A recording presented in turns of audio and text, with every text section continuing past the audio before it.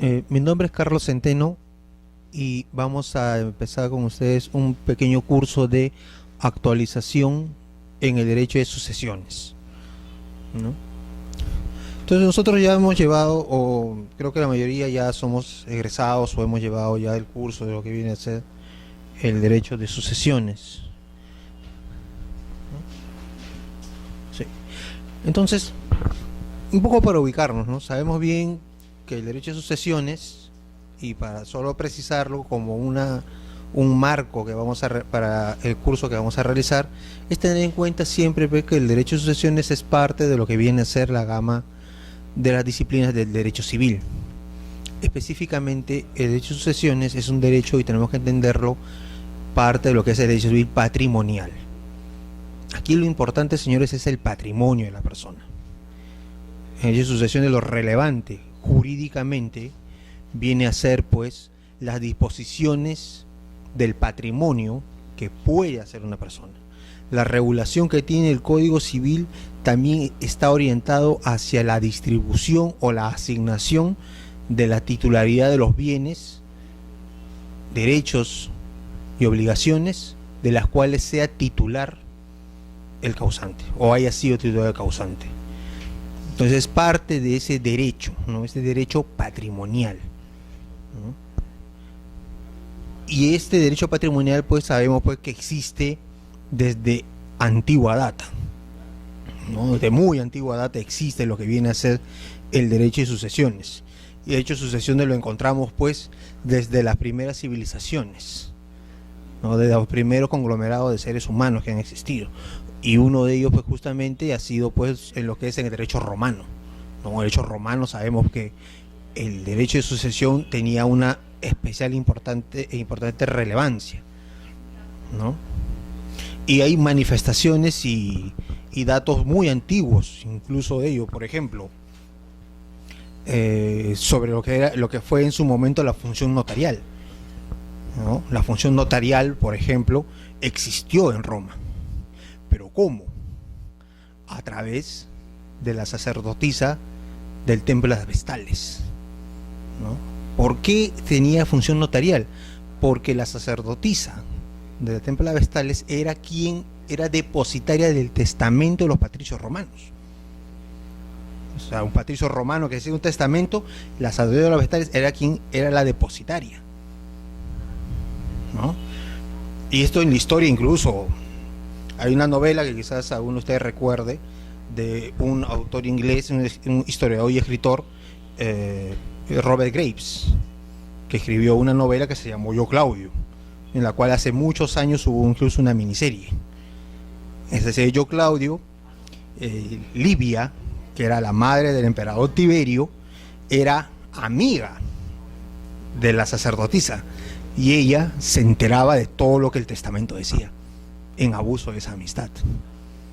Se conocía de antemano las disposiciones testamentarias. O sea, esto tiene relevancia, ¿no? Entonces, dentro de lo que viene a ser pues esta gama o esta parte del derecho civil, que es el derecho de sucesiones, ve justamente esta importancia de la transmisión de la propiedad o de los derechos.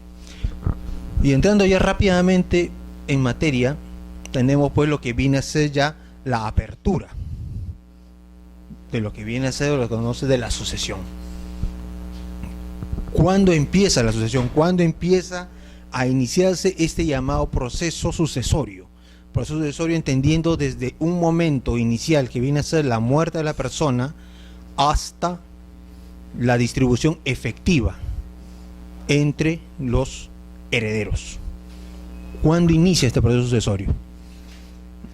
Y esta apertura es la que está regulada en el artículo 660 de nuestro Código Civil vigente, y que estuvo también regulado en el artículo 657 del Código de 36 y en el artículo 630 del Código Civil de 1852. ¿Qué viene a ser la apertura? La apertura consiste en la atribución del patrimonio de una persona fallecida, que viene a ser el causante, a quienes resultan ser sus sucesores, herederos y o legatarios, y les posibilita tomar posesión de los bienes, derechos y obligaciones que conforman este patrimonio y se les va a imputar la titularidad de los mismos, ¿no? Entonces aquí se ve esta característica eminentemente económica, patrimonial. ¿Por qué es patrimonial? Porque justamente dos razones. Una jurídica. Los derechos de propiedad, las titularidades, tienen que tener una persona responsable, o que se le impute o se le irrogue esa propiedad, esa titularidad. Siempre tiene que haber un titular, nada es de nadie, todo pertenece a alguien. En este mundo, así como ha devenido, la propiedad de los bienes responde a una persona. Ese es el sentido jurídico. ¿Por qué? Por la atribución de titularidades. Y la segunda es una razón económica. Así como dice un antiguo tango, sus ojos se cerraron y el mundo sigue andando, las obligaciones se siguen cumpliendo.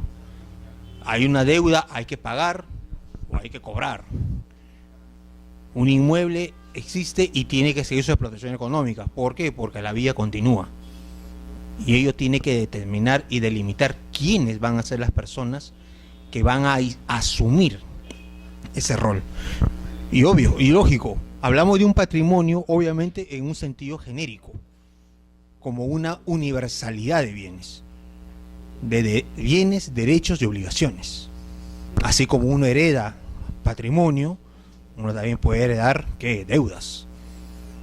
Se heredan, ¿no? Entonces, estas situaciones son las que determinan, pues, que tenga que iniciarse un procedimiento o un proceso en el cual se va a tener que determinar quiénes son estas personas que van a ocupar ese lugar que tuvo en algún momento el causante. Si ustedes leen un poco, por ejemplo, de lo que viene a ser la doctrina italiana o doctrina alemana, hablan ellos mucho de lo que es la parte general del derecho civil. Y dentro de lo que es la parte general del derecho civil, un segmento muy importante es lo que es la teoría de adquisición de derechos, en la cual el término sucesión puede aplicarse a actos intervivos o actos mortis causa.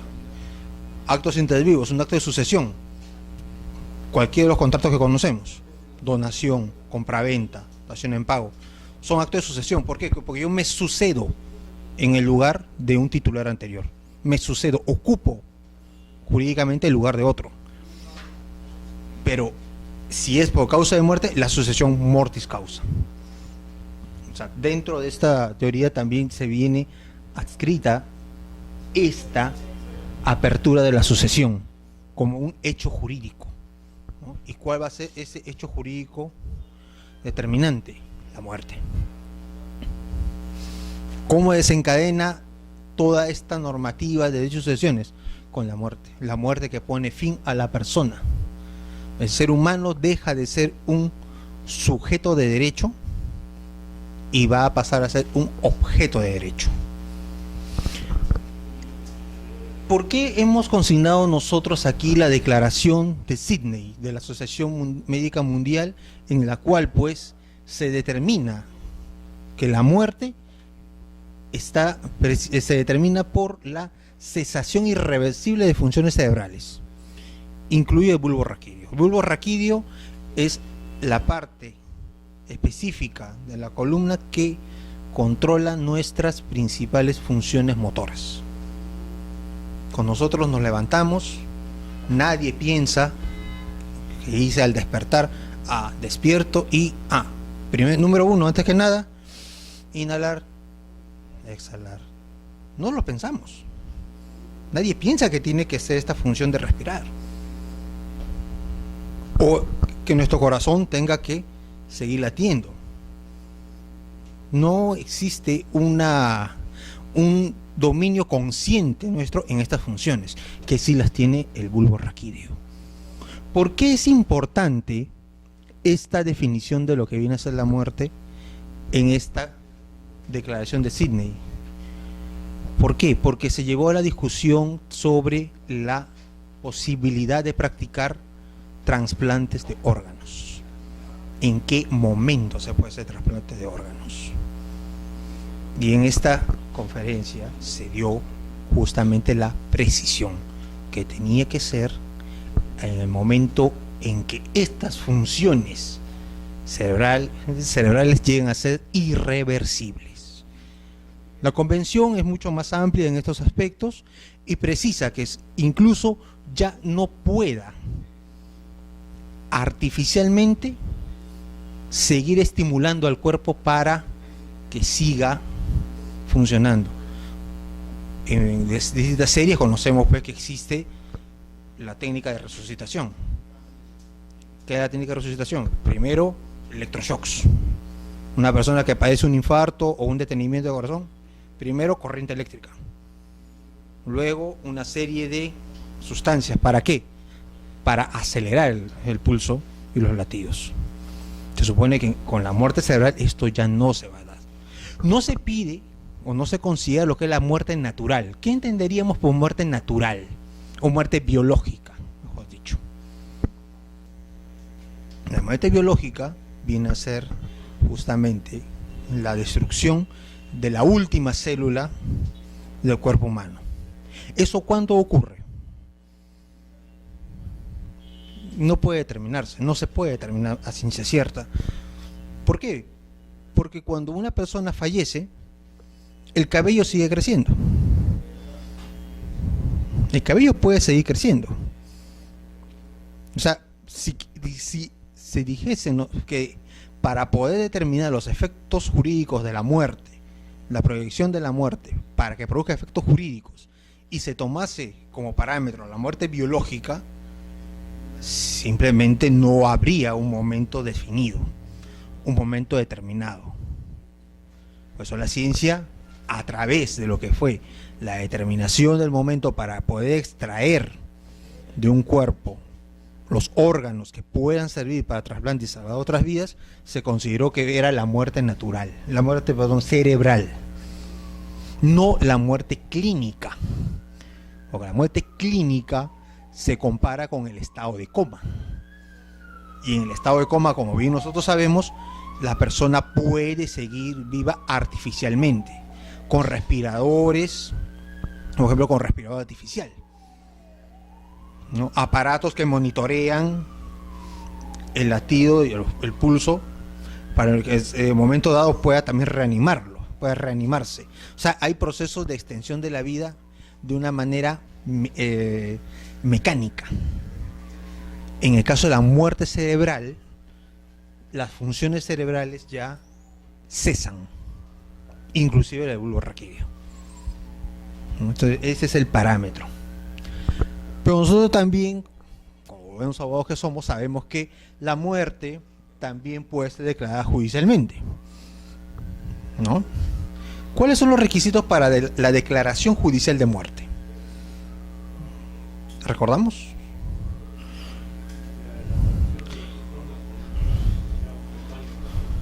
Claro, o sea, nosotros tenemos lo que viene a ser la ausencia, la desaparición, la ausencia y la muerte y la declaración judicial de muerte, ¿no? Claro, la desaparición es no tener noticia de una persona por un plazo de 30 días. La persona es declarada desaparecida, ¿no? Desaparecida. Ausente cuando han pasado 2 años de las últimas noticias que se sabe. Y cuando se trata ya de declaración de muerte presunta, 10 años. Si es una persona de más de 80 o 85 años, es 5 años. Y también si es en circunstancias que puedan determinar o no puede determinar si la persona falleció o no falleció. Por ejemplo, una persona que fallece en un accidente aéreo, por ejemplo.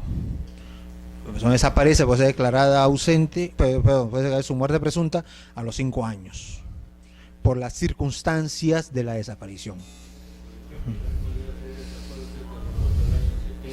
Claro, te doy un gay. Claro, o un ejemplo más reciente, las Torres Gemelas. Las Torres Gemelas.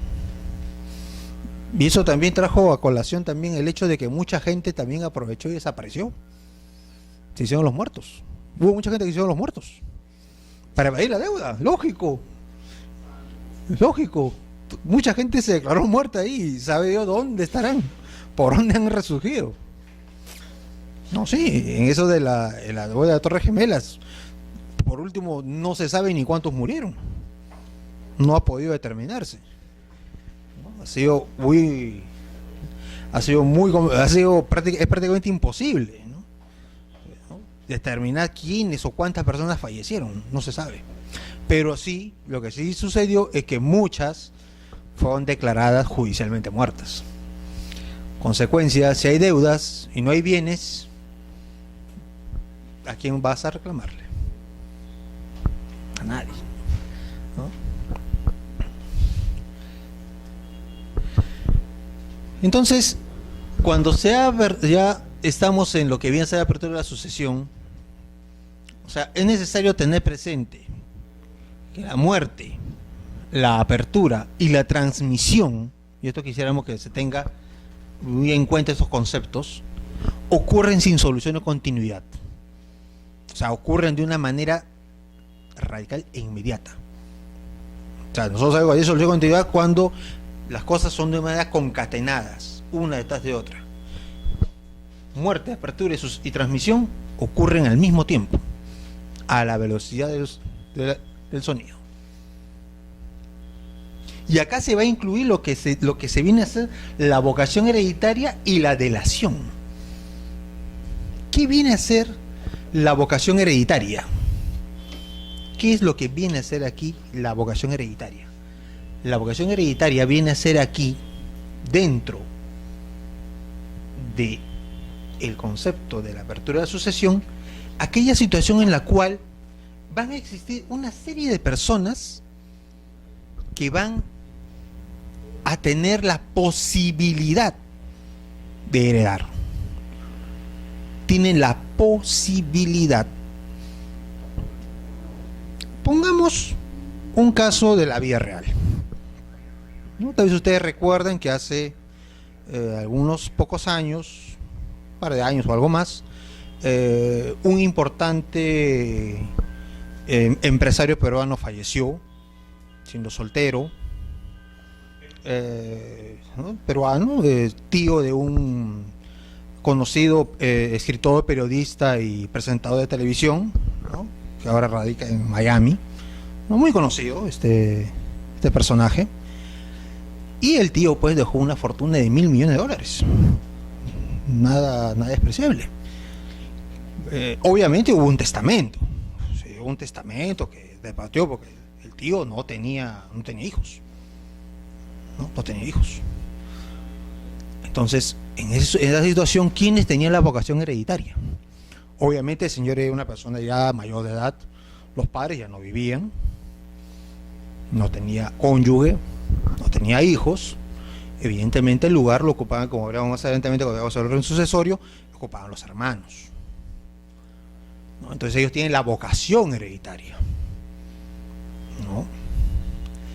Incluso hacía el testamento, algunos temblaban y decían, oigan, este señor ha tenido una vida muy azarosa, ¿qué pasa si en el testamento reconoce un hijo?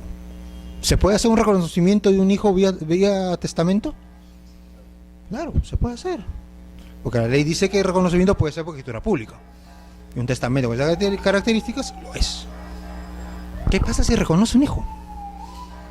¿Qué pasa con los llamados a heredar? ¿Qué sucedería? Vocación hereditaria, o sea, tengo una expectativa para ser llamado. ¿Qué viene a ser la delación? La delación es el llamamiento específico. Hay muchas personas, como diría, digamos, parafraseando lo que dice la escritura bíblica, muchos son los llamados, pero pocos los elegidos. Entonces, muchas personas pueden sentirse, alguna persona puede sentirse con algún derecho. Pueden sentir que tienen un derecho, pero el derecho no les es todavía reconocido, ¿eh? Es un poco esquivo. Tiene que haber lo que es la delación, que es el llamamiento. Jurídicamente se llama a los herederos para que ellos acepten. Eso lo vamos a ver un poquito más adelante. Y todo esto se da sin solución de continuidad, muerte, apertura y transmisión. Y dentro de estas tres etapas, de pequeños pasos, la vocación hereditaria y la delación. Por ahí, la vocación hereditaria. ¿Y cuáles son los efectos jurídicos, pues, de esta apertura de sucesión? Pues hay determinaciones de efectos jurídicos de tiempo, temporal, espacial y legal. ¿Por qué decimos temporal?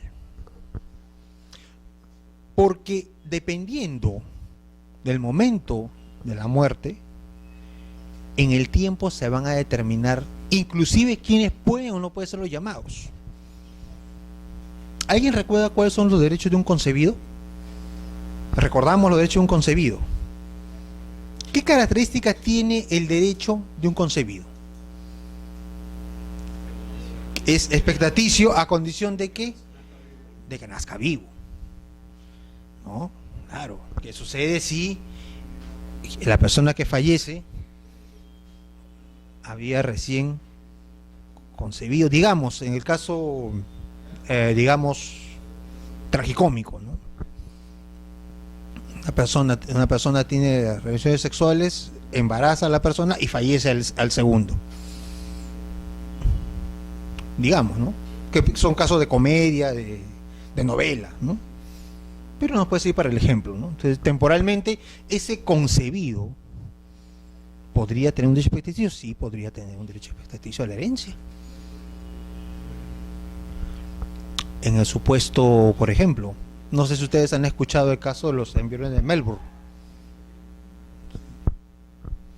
Los embriones de Melbourne se trata de un caso que el maestro Fernández Cesareo en los años 80 difundió mucho y se vio mucho para elaborar lo que es los derechos concebidos que están en nuestro código. ¿En qué consiste este caso? Una pareja de millonarios se va a Melbourne, Australia, a someterse a un tratamiento de un tema de fertilización in vitro, ¿no? Ellos hacen una fertilización en probeta y cuando estas personas regresaron en el tiempo, fallecieron. No tenían otros hijos, solamente estos embriones. Y la familia, obviamente los hermanos o la demás parentela, reclamaban pues los derechos hereditarios. El juez determinó pues que los embriones debían mantenerse, pero no son vidas, no son personas. Entonces eso generó en el año 80, eso fue en los años 80, 82, generó una tremenda controversia. Incluso el maestro Fernández Cesareo en la revista, en el dominical, el Diario de Comercio, publicó pues una amplia nota sobre eso, ¿no? Y justamente esa fue la base. Si ustedes llegan a acceder a ese artículo, llega pues a poner la base de por qué en el código se recogió esta figura de que el concebido tiene derechos para aquello que le conviene, con la condición de que nazca vivo, ¿no? Entonces, la muerte, pues el tiempo determina los derechos que puede tener o no una persona. Lo va a determinar, a precisar. Espacial. ¿Por qué? Porque sabiendo cuándo ha fallecido una persona, se va a determinar la competencia judicial. Hay una determinación, un efecto espacial. ¿Por qué? Porque se determina la competencia. La competencia se determina, la competencia del juez, o en todo caso del notario, queda determinada, queda precisada.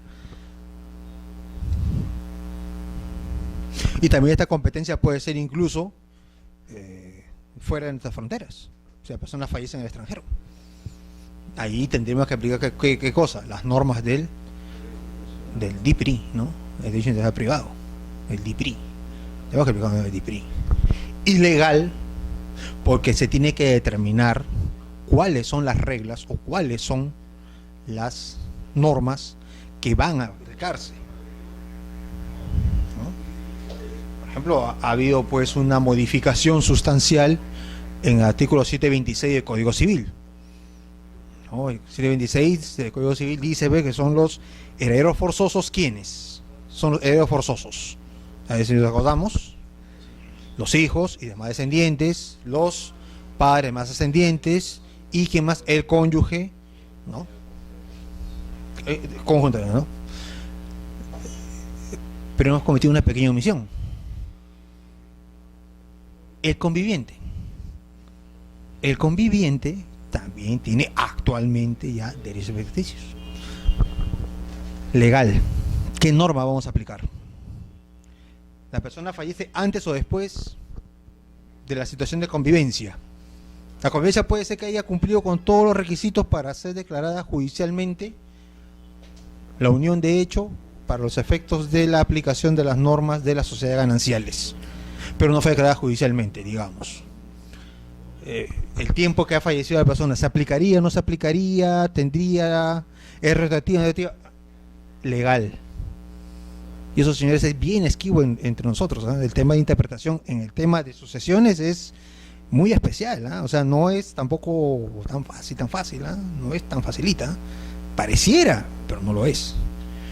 Por ejemplo,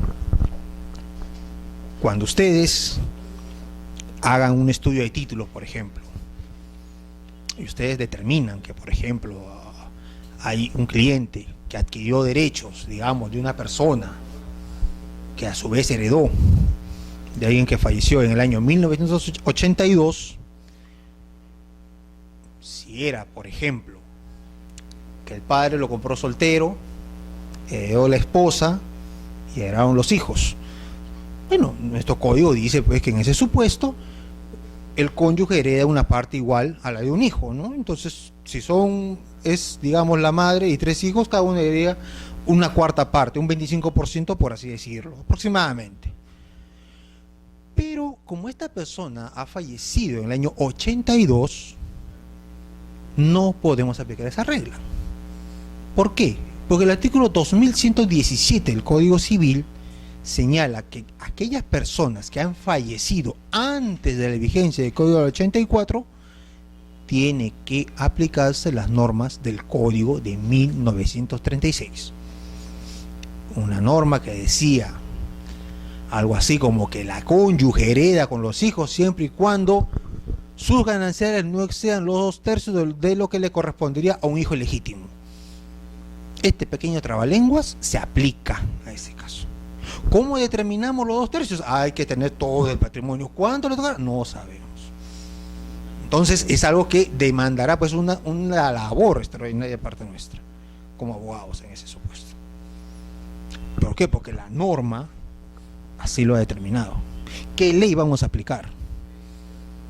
No, este caso, por ejemplo, ya del conviviente que tiene derechos, definitivamente de aquí a un tiempo va a generar una serie de controversias y conflictos, porque va a haberse el tema de que si es que incluso la sentencia declarativa, la sentencia que declara, es constitutiva o es declarativa de la situación de hecho de la convivencia que ha cumplido con todos sus requisitos. Ya nuestros tribunales en su momento lo dirán, pero es un tema que quisiera planteárselos en este momento. ¿A raíz de qué? De la importancia, pues, de conjugar los efectos que tiene para la perspectiva de sucesión, los aspectos temporal, espacial y legal. Y ello determinará, pues, qué normas son las que vamos a ir aplicando en estos supuestos. Aquí hay una resolución, una casación del año 98 en Huánuco, para leerla y comentarla sobre un poco lo que hemos venido hablando, ¿no? Porque este curso nuestro es un curso de actualización, ¿no? Y un curso de actualización no es tanto recordar lo que nosotros hemos ya llevado en el pregrado, ¿no? Sino es ver quizás algunos temas de aplicación actual y sobre todo de cómo nuestros conceptos se tienen que aplicar pues a situaciones reales, ¿no? Ya es un curso de actualización. El curso de actualización es una pequeña base teórica, un recordaris, lo que se supone que ya todos conocemos el derecho de sucesiones, tenemos ya una idea, pero tenemos que especificarnos o actualizarnos en el tema de criterios. En este caso, por ejemplo, dice, pueden ser en materia de herencia aquellas obligaciones que no sean de carácter personal, es decir, las obligaciones intuito persona, ¿no? Es decir, aquellas que solamente pueden ser satisfechas o cumplidas a plenitud por el propio obligado. y no por un sustituto. En ese sentido, en el derecho de sucesiones se rige el principio o la misma regla que se aplica para la sucesión entre vivos, es decir, que se transmiten a los herederos, salvo conocimiento de la persona, o lo prohíbe la ley, o se haya pactado en contrario, tal como señala el artículo 1218 del Código Civil. ¿Qué significa esto? De que si se me contrata a mí para realizar la construcción de un edificio y yo fallezco, y la persona que me ha contratado podrá exigirle a mis herederos que se termine con la construcción, un ingeniero que le pueden pedir. Si se ha pactado que solamente yo debo construir eso, no podría. Porque ahí estamos también tomando un tema, que es el tema de cuál, la responsabilidad. ¿Qué principio rige en el tema de responsabilidad del heredero? ¿Intra vires hereditatis o ultra vires hereditatis? A ver si nos acordamos. ¿Ah? Intra vires hereditatis quiere decir que solamente el heredero responde hasta donde llegue el patrimonio, ¿no? Salvo, hay excepción como siempre, salvo que simule deudas o oculte bienes.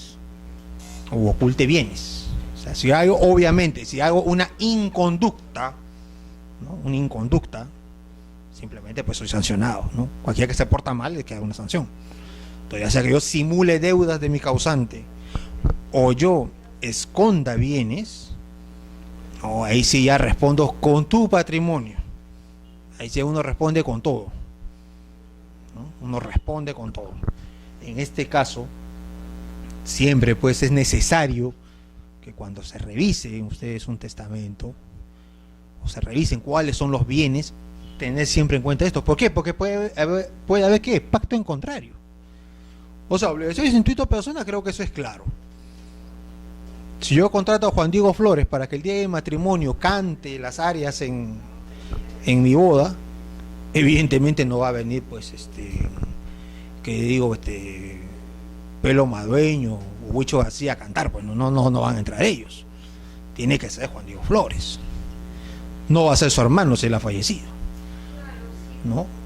Aunque sí había una excepción, no sé si ustedes se han dado cuenta de la excepción que ha habido ahora con la muerte de un actor de una serie de películas de acción,